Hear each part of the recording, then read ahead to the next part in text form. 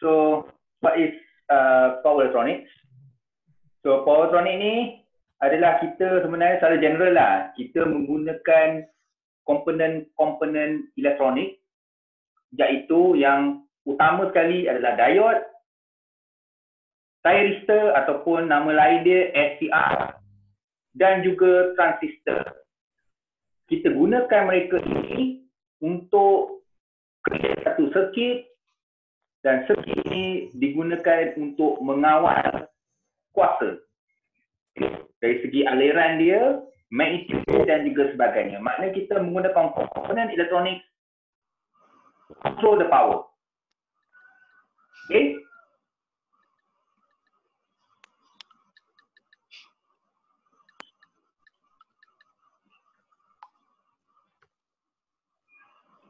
Okay, control the power meaning that control maksudnya dari segi dia punya aliran, dia flow daripada load kepada supply, ataupun kita convert daripada DC power kepada AC power ataupun AC kepada DC dan sebagainya.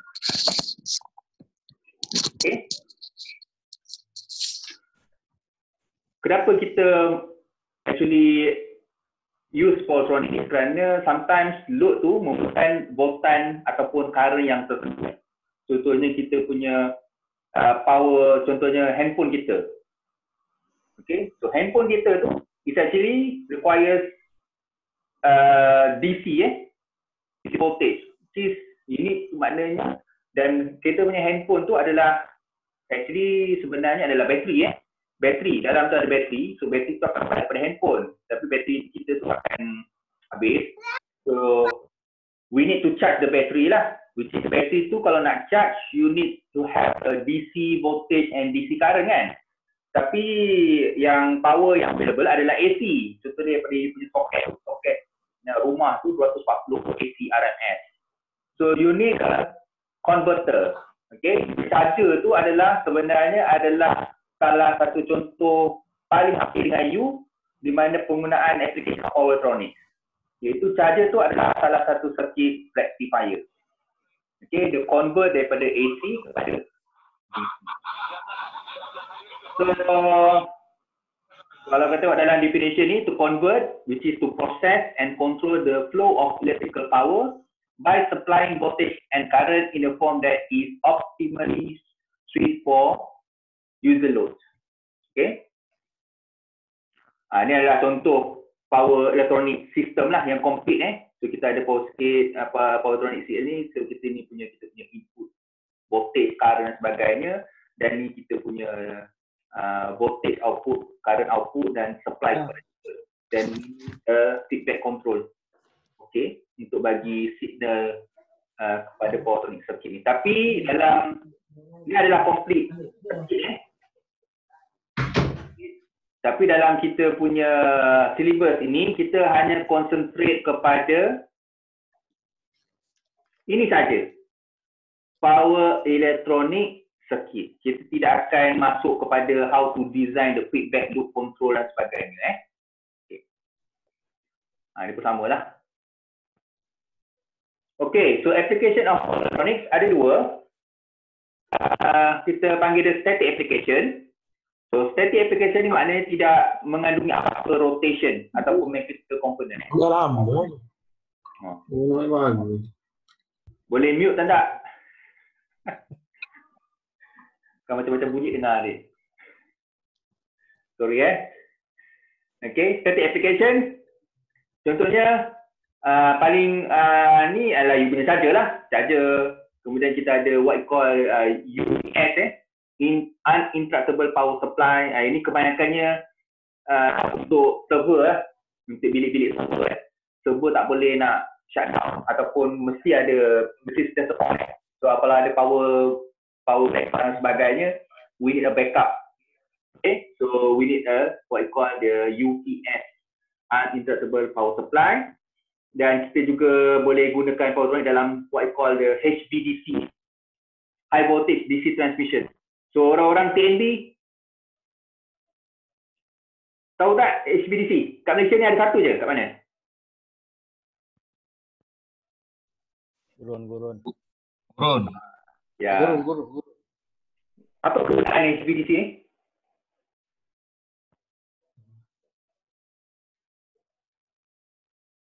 HVDC ni dia rentas daripada Thailand ke Malaysia. Tapi ada purpose ataupun kegunaan HVDC ni. Kenapa kita memerlukan high voltage DC power cable yang merentas daripada Thailand ke Malaysia? What is the purpose? Atau sebab apa Boleh tak korang saya dengar frekuensi tak sama. Thailand Malaysia tak sama frekuensi. Betul. Ya, betul. Malaysia Sebab 50, frekuensi Thailand Thailand, ya. Frekuensi Thailand dia 60 Hz kan? 60. Malaysia 50. Betul. So contohnya ada perjualan, contohnya Thailand ada banyak tenaga yang dihasilkan. So dia boleh jual kepada Malaysia lah. Okey. Tapi Malaysia 50 Hz, Thailand 60 Hz So to convert dulu daripada Thailand tu 60 Hz tukar pada DC, masuk Malaysia DC, lepas tu baru convert pada 50 Hz. Okay. Tapi saya dipahamkan dah rosak. Dia tak boleh full swing, dia boleh kata 100% lah capacity dia. Mungkin 20% je capacity dia. Sebab dia kata ada dia punya circuit dia yang rosak. Saya tak pasti lah. Sebab saya semasa lepas Pening, orang TNB Pening kata dah rosak. Okey. Lagi satu, yang ni elektronik balas. Tahu kat mana elektronik balas? PO semua tahu kan? Tahu kan? Elektronik balas. Lampu. Okey. Memang pandai semua orang Okey, lampu elektronik balas. Tapi sekarang tak wujud lah benda tu. Sekarang semua pakai LED. Dulu pakai cok kan? Pada cok tu banyak bising, so diorang pakai elektronik balas. Tapi elektronik balas pun dia punya teknologi pun dah kata apa dah ketinggalan lah. Korang pakai LED je. Okey. Dan application yang kedua adalah drive application lah. Ini melibatkan mechanical, maknanya kita nak menyebabkan rotation, maksudnya electric train, electric vehicle, aircon, kompresor dan juga sebagainya. Ni contoh-contoh application lah. Ini saya boleh tengok kot Okey. Ni teknologi ni banyak digunakan contohnya dalam macam kata apa? Solar panel dan sebagainya lah. Sebab solar panelnya dia DC kan, dia produce DC power kan. So kalau you nak grid connected, so you need an inverter lah untuk convert daripada DC pada AC. Okay. So actually popularity of powertronic ini dia makin naik. Dia sebenarnya start daripada tahun 1960-an. Okay, tapi dia punya orang kata apa, dia punya popularity naik kerana kita mula mencari energy resources. Okay, nak gantikan gas dan kita punya minyak kan. So tu yang banyak contohnya wind turbine, kita pakai tenaga surya dan sebagainya. So this renewable energy is actually orang kata apa, unregulated, maknanya dia voltage current dia berubah kadang ada DC, kadang ada AC, so we need to have a powertronics untuk convert ataupun regulate this type of power resources kepada regulated output power. Okay. Ni dalam powertronic application banyak sebenarnya kita punya powertronic application. Contohnya dalam microwave, okay, peti ais, peti apa ni, mesin basuh dan sebagainya, dan lampu LED dan sebagainya. So sebenarnya apa-apa yang berkaitan dengan power supply, okay, power supply di rumah ataupun di industri, itu ada wujudnya power electronics lah. Okay, sebab powertronic ini digunakan untuk menukar apa saja bentuk electrical power kepada nilai kebutuhan dan arus yang tertentu untuk load tersebut. Contohnya untuk microwave, dia menggunakan berapa volt, berapa current. Untuk peti sejuk, dia menggunakan serta-serta voltage current. So we need that power conversion. So apa-apa equipment yang menggunakan apa-apa sistem yang memerlukan something macam power conversion, di situ adalah power elektronik. Okay. Contohnya paling jelas sekali solar panel dan sebagainya. Dan kereta elektrik, memang kereta elektrik ni memang purely memang kebanyakannya komponen elektronik banyak involved dalam development of kereta elektrik. Okay. So kalau dipastikan kat sini lah, kita ada bateri. Bateri ni simpan dalam bentuk DC power, tapi motor yang kita pakai ni AC motor. So AC, so memerlukan AC power supply. So kita punya energy storage in DC. So we need an inverter that convert from DC power into an AC power so that can be used by motor. Okay. Ini adalah contoh-contoh structure lah. Kereta elektrik kita ada pure EV. Pure EV ni maksudnya you punya motor ni berada dalam rim kereta tersebut. Maknanya sekarang ni you tak boleh tukar rim lah. You kena tukar motor kalau rosak. Okay. Rim, you punya rim tu adalah you punya motor. So motor tu berada dalam tayar. Okay. Yang ini kita panggil pure EV. Kenapa pure EV ni? Kerana kita maklum bahawa kalau ada mechanical system, contohnya drive shaft dan sebagainya, dia akan menyebabkan banyak losses, power losses. Contohnya daripada bateri kepada tayar tu sendiri kita pakai drive shaft.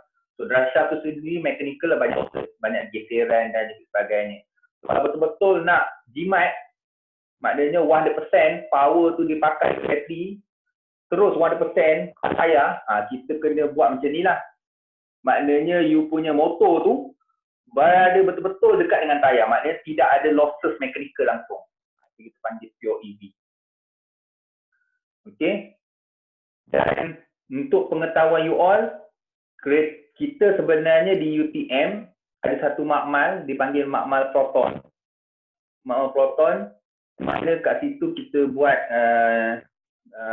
research and development untuk kereta elektrik. Okay. Dan teknologi ini, iaitu pure EV ni, Proton ada buat. Masa tu kereta Preve belum dilancarkan lagi. Okay, belum lancar. Orang tak tahu Preve tu macam mana. Tapi kami di UTM yang attach dengan makmal tu dah tahulah bentuk Preve tu macam mana. Sebab dia dah buat dah.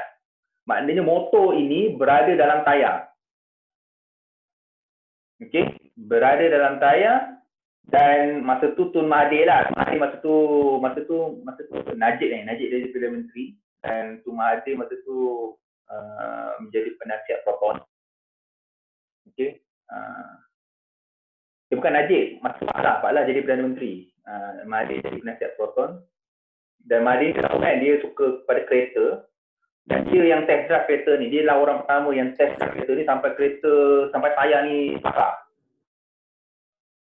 Okay. Dan terbakar dan nasib dia selamat. Okay. Dan terbakar sebab apa? Motor ni sebab dia punya current, dia tak sangka current yang masuk motor terlalu tinggi. Okay. Sebab masuk tengah mendaki bukit di Proton tu ada macam kawasan tu, bukit, dia test kat situ. Current tu yang masuk motor ni tinggi dan kabel yang diorang design tu tak capable untuk bawa current tersebut. So kabel tu terbakar. Ini semua wind turbine maknanya. So wind turbine ni kat Malaysia memang tak berapa jalan lah. Okay, tak berapa jalan. Sebab apa? Kita punya kelajuan angin tak boleh memusingkan langsung. Okay, turbine ni. Sebab kelajuan minimum kena kelajuan angin mesti 3 meter per saat.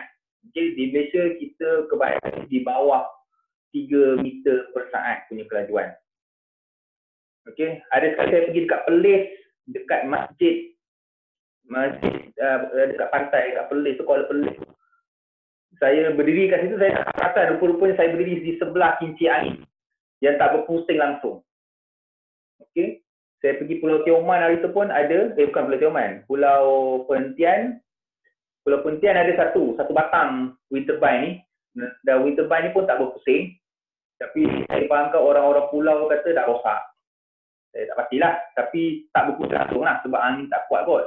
Okay. Tapi siapa yang tahu? Saya ada pergi hari tu, doktor. Ya? Saya ada pergi hari tu. Betul? Saya tengok dia punya besi semua berkarat lah. Sebab dah laut. Berkarat Tapi saya tak tahu sama ada itu rosak sebab apa. Okay. Tapi di negara Jerman, benda ni memang popular lah. Dan pada tahun ini, tahun 2020, sebab kita ada daripada Jerman, Frederick Blackwood, dia datang Malaysia, dan dia kata menjelang tahun 2018, 2017, dia dah 80% energi yang Jerman pakai itu adalah 80% daripada wind farm. So dia target by 2020 all Jerman punya negara disupply by wind turbine. Dan saya dimaklumkan memang hampir tercapai lah, dah 90%, 90 something. Okay. So kebanyakan tenaga yang dihasilkan di Jerman adalah wind turbine, daripada wind turbine. Okay. Tapi sebenarnya banyak lagi lah research area dekat wind turbine ni, macam-macam lagi. Okay. So powertrain ni sebenarnya satu kajian, satu bidang yang luas lah, amat luas untuk diterokai. Okay, ni semua bidang-bidang powertrain ini semua. Dan kita ada tenaga-tenaga renewable lah, contohnya ombak. Okay. Kalau ombak ni kita maknanya kita extract the energy from the surface, from the surface. Okay. So biasalah bila ini dia selalunya ombak ni dia tak tentu kan. So bila ombak ni dia akan hasilkan AC voltage dan AC current, tapi AC ni yang frekuensi dia tak menentu. Kadang-kadang 100 Hz, kadang 200 Hz, dia tak menentu kan. So kita menggunakan power electronic circuit supaya supply semua maintain kepada 50 Hz. Maknanya unregulated frequency kepada regulated frequency output. Okay. Dan ini boleh kata dapat daripada pasang surut lah. Sorry, yang ni pasang surut. So kita extract pasang surut punya tenaga tu daripada bawah. Okay. Dan ni juga salah satu untuk kita extract tenaga ombak lah. Okay. Ni macam-macam lah. Dia orang punya, orang kata apa, plan kan. Maknanya dia nak buat buat satu pulau. Di mana semua kat situ ada, kita install wind turbine, so kita install solar, kita bawah laut tu kita install lagi cincin apa untuk extract tidal punya wave-nya untuk mana kita satu pulau. Satu pulau, kat situ semua energy punya renewable energy extraction.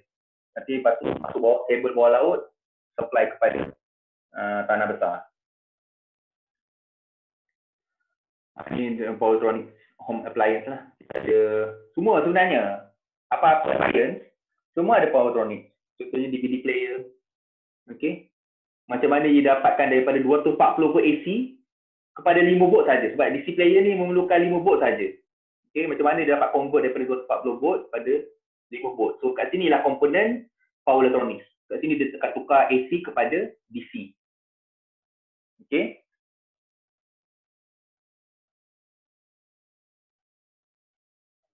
So, powertronics, seperti yang saya beritahu tadi, kita banyak penggunaan renewable energy.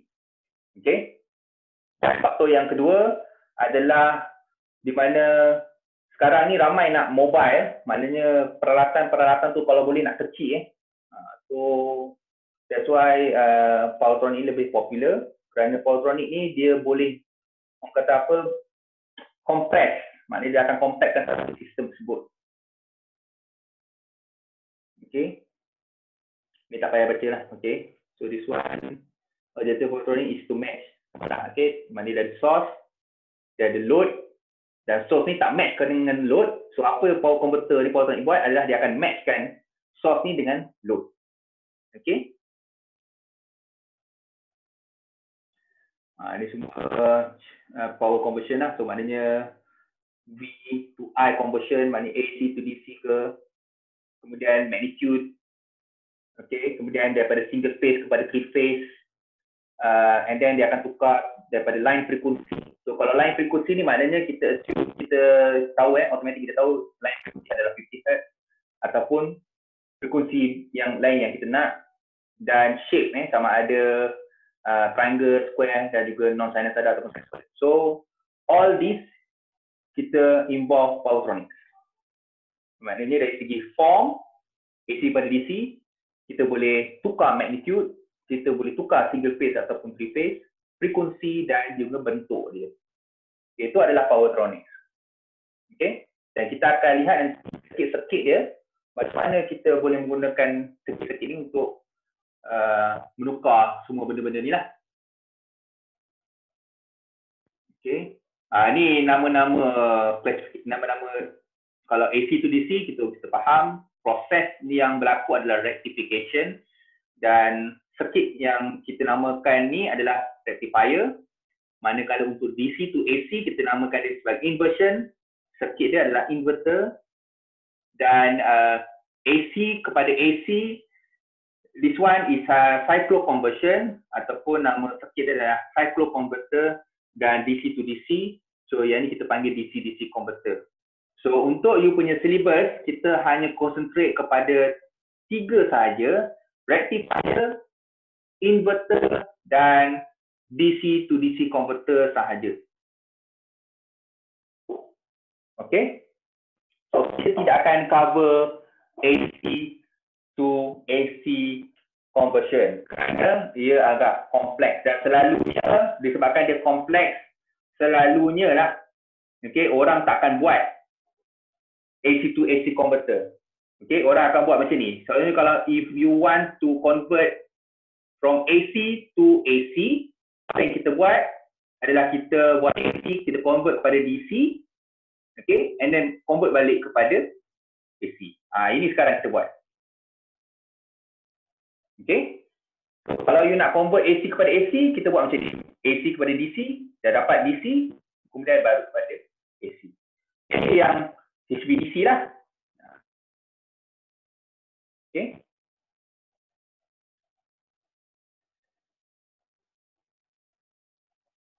Pernah dengar tak solid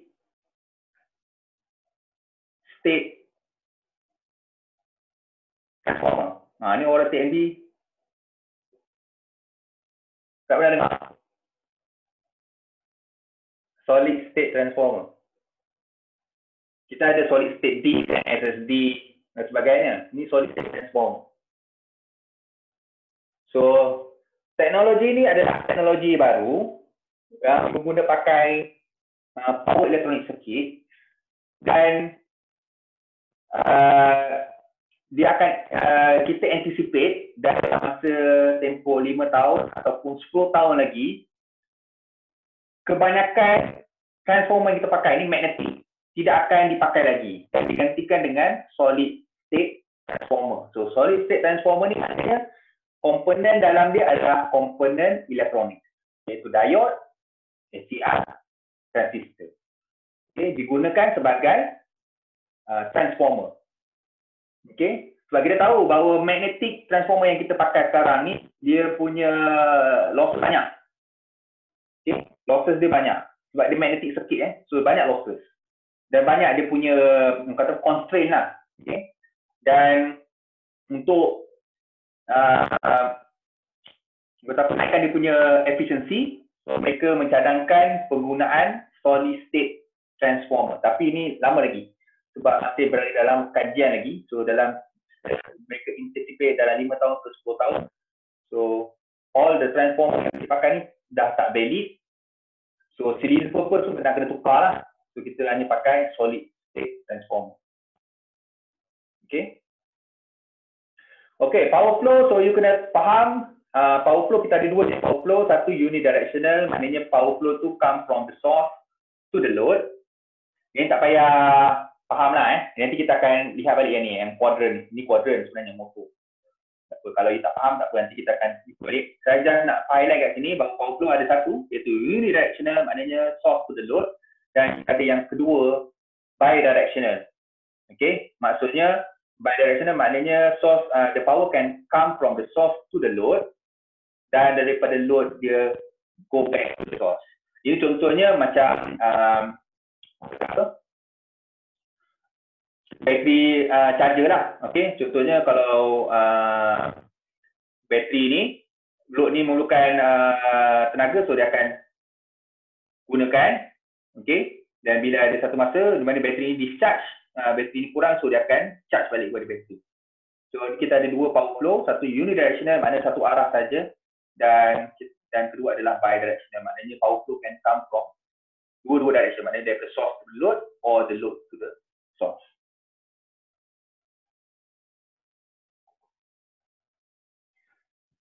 Okay, tamat bahagian pertama.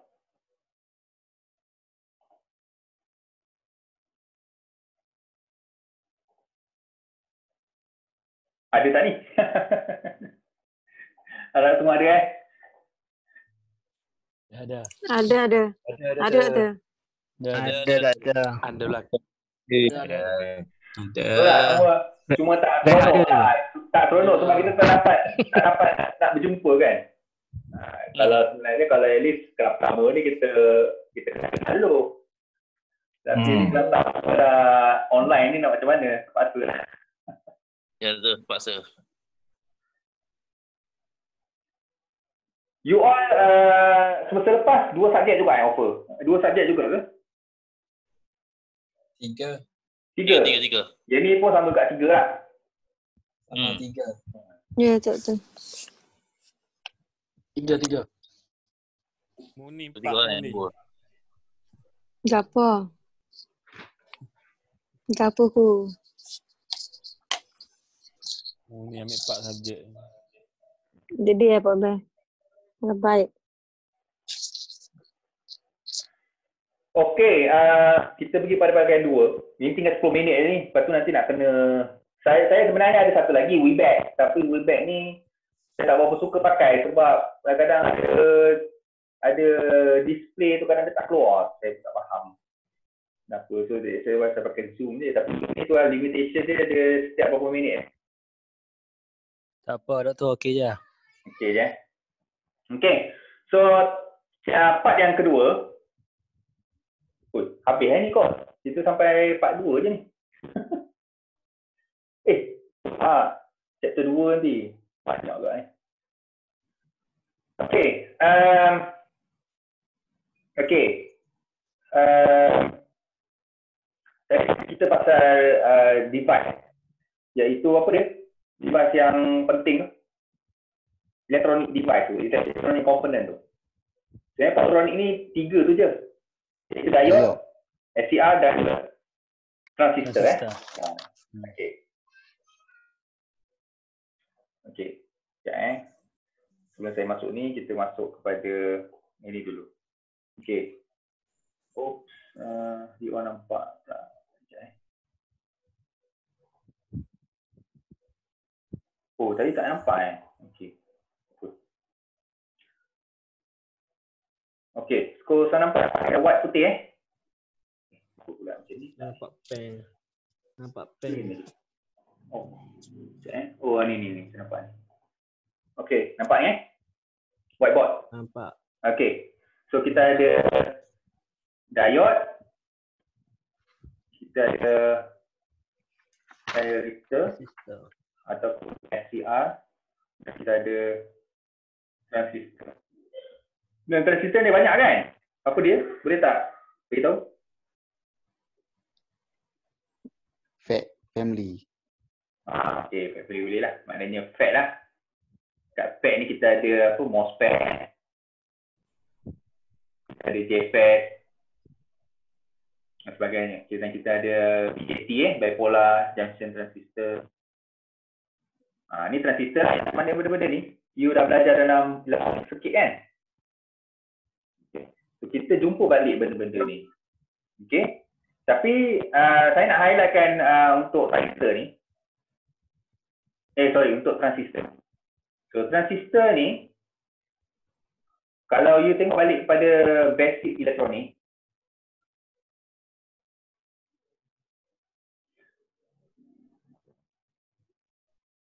function. Boleh bagi tahu tak saya dua function of transistor? What is the first function yang you belajar? Swiss. Push. Pasal Okay, to switch. Function kedua. Bahasa yang pertama. Basic elektronik you belajar. Lecturer tu buat. amplifier. Apa dia? Tak dengar. Amplifier. Saya dengar macam amplifier. Okay, amplifier. Ni yang circuit yang amplifier yang you belajar. Macam lah saya. Amplifier. Amplifier kan? Kan? Amplifier kan?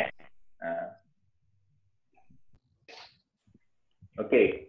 Amplifier You belajar ada circuit dah. Yang circuit kan untuk dapatkan amplifier. Macam mana nak dapat signal yang kuat dan sebagainya kan. Nak amplify dia signal kan? Okay. Dia akan suruh you design circuit supaya amplifier jangan jadikan dia sebagai switch. Betul tak? You kena dia dalam, kalau lecturer elektronik dia selalu cakap, kalau sebenarnya you ada BJT lah. BJT kita ada sini apa? Base,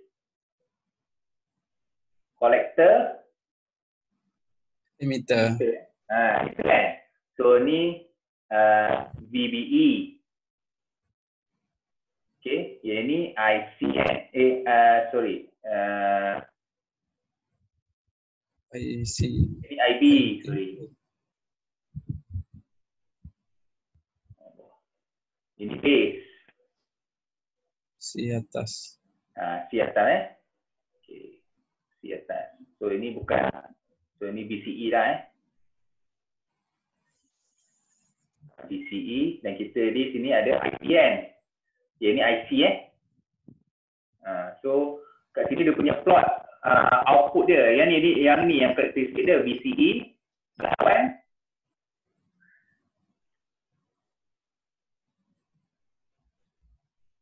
IP melawan apa? IC. Kan kat sini dia dapat ada benda-benda ni. Ini IB pertama kan. Kalau IB 2, ini IB ketiga punya karakteristik. Kalau IB 1 ni 1M, you akan dapat this. Kalau IB kedua 2M, you akan dapat this karakteristik. Dan seterusnya lah. Okay, maknanya plot ni dipengaruhi oleh IB. Okay, sorry. Ini bukan IC. Sebalik. Ini IC, ini VCE. Ini kita panggil sekarang IV karakteristik. Okay. Ini sebenarnya okay. Dan saya sebenarnya nak flashback saja. Okay. Dan kita tahu lecturer elektronik cakap kita ada 3 bahagian. Satu kat sini kita panggil saturation. Satu kat sini kita panggil cut off. Kat sini kita panggil active region. Betul tak? Ada 3 transistor keadaan dia. Satu saturation, cut off, active region. So dalam basic elektronik dia selalu suruh you design jangan operate you punya transistor dalam saturation dan cut off. Okay? Sentiasa operate, pastikan you punya transistor operate dalam active region. Kerana active region ni lah di mana you punya transistor bertindak sebagai amplifier. Okay? Tapi dalam power elektronik yang kita untuk saat ini terbalik kita tak nak you dalam amplifier ni. Kita nak you operate sentiasa dalam 2 keadaan ni, sama ada saturation, cut off. So kita nak you punya kapasitor sentiasa beroperasi sebagai switch. Separation maknanya on, cut off maknanya off.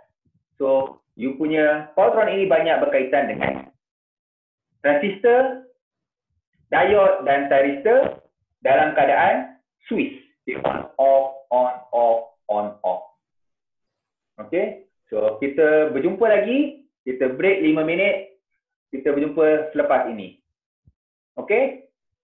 Okey. Masih ada. Okey.